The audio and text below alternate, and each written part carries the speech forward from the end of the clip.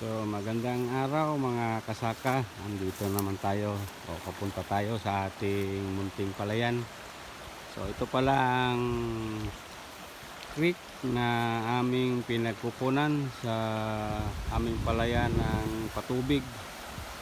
So dito sa aming palayan wala kaming nagiging suliranin o problema para sa patubig.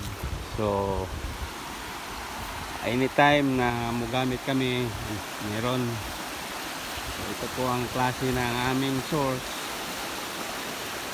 Temporary pa lang siya na kanal. So salamat din sa national government kasi mga ilang buwan o taon mayroon ng NIA. So ongoing na ang construction. So lalo pang madadagdagan o lalakas ang aming patubig.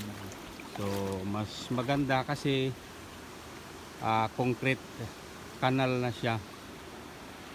So